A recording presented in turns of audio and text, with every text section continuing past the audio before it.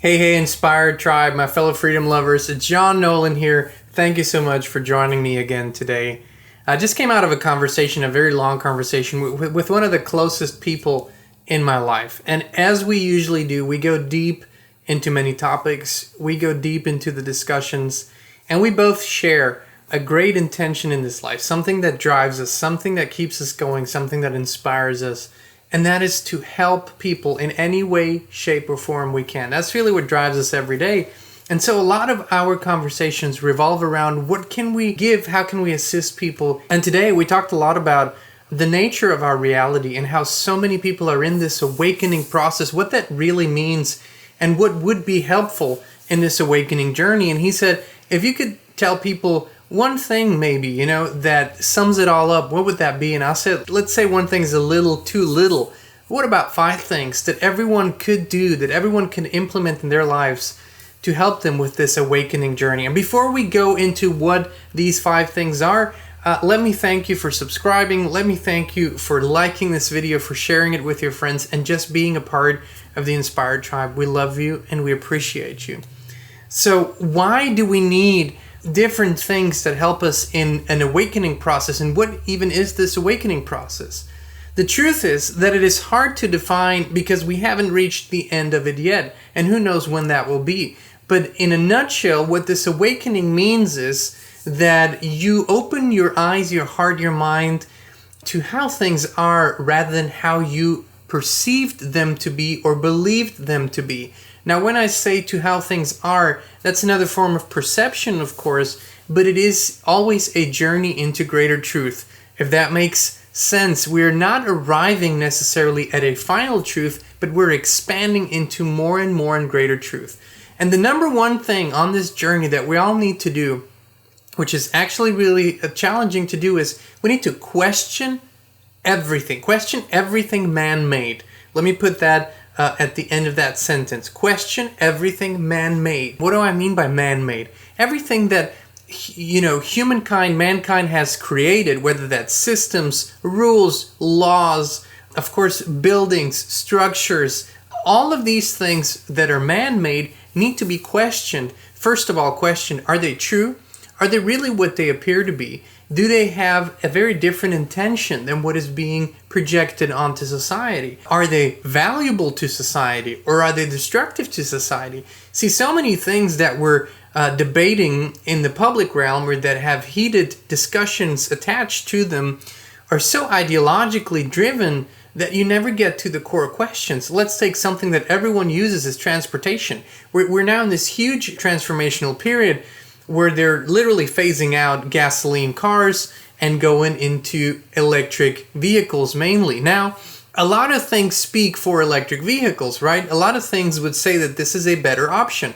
But my question in this all of it is, do we know the truth about the history of electric vehicles? Do we know all the alternatives that are out there? Could there be better ideas than the ones that we're pursuing now? And who is pursuing these ideas? And to what end, right? So a lot of people have said that electric cars, especially once they're self-driving cars, will lead to absolute less autonomy over how we travel, where we travel to. We won't have a say in that anymore because the car simply won't take us there anymore.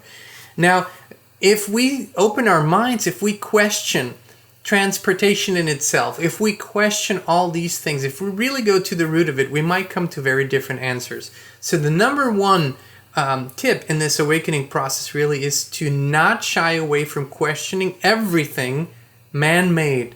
Really go deep, really don't hold back. And this leads us to number 2, which is very, very important because it allows us to go and see things for what they are. Observe things like a child. Oftentimes it makes way more sense to ask a child what they see than to ask an adult what they see. The adult's already going to be looking at things through very preconceived filters and boxes, because even though they might see something, their preconceived ideas will tell them, no, this can't be possible, so this has to be that, or it's a trick.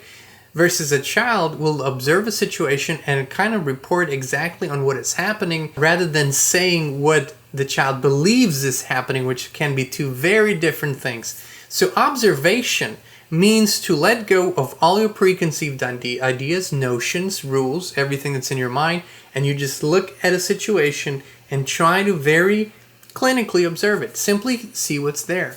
That in itself gives you a much clearer picture of what you're looking at. Just imagine if you were to look at political debates like that. See what's happening. Listen, analyze, and if you don't add your own viewpoint, your own filtration system in terms of, they saying this because of that, just look at what they're saying. So often, the truth is very obvious out in the open if you can see it. We're used to thinking around the bend rather than thinking very openly and listening to what is being brought to us. We're actually taught to think like we're in a maze rather than to just observe things for what they are. Number 3, really, really important, and this is something I practice a lot, is think in nature. Now let's say you observe the world, you do research, you go into a rabbit hole, you're very interested in, you're a truth seeker like I am, and you like to explore subjects. It is hard to let your mind really do its work when you're in an artificial environment, when you're, enclosed by walls, a lot of radiation and frequencies that are around you. All of these things, when you actually go out into the woods and think in nature, spend more time there, your thinking process is going to harmonize to the natural processes. That's what happens when you're in that environment. When you allow for it to have its effect on you, your mind will function a lot better, and you'll be a lot better at analyzing things, at coming to clearer conclusions, at using common sense, at thinking at a faster pace. And a faster pace allows you to come closer to the creative process in thinking. So thinking in nature, highly, highly therapeutic on one end, but also very receptive to greater truths. As a matter of fact, the vast majority of the topics that we talk about on the Inspire channel come from conversations and alone time in nature. They come from being exposed to the natural field, which so often puts things into perspective. That can be on water, that can be in the woods, out in the fields. It really doesn't matter as long as you're in a natural environment. The 4th tip here is to challenge yourself in your beliefs to the point where you almost break. And when I mean break, not in a negative sense, I mean where your patterns are broken. The most difficult things for humans, for us to do is, especially after a certain age, to challenge ourselves to the point where we come to realize maybe what we have lived before wasn't truth. Maybe it was based on a lie. Maybe it was based on deception. And this might be challenging to do because you would then have to acknowledge that you have done something wrong. But rather than looking at it that way, why don't you appreciate yourself for the journey that led you to this point of realization?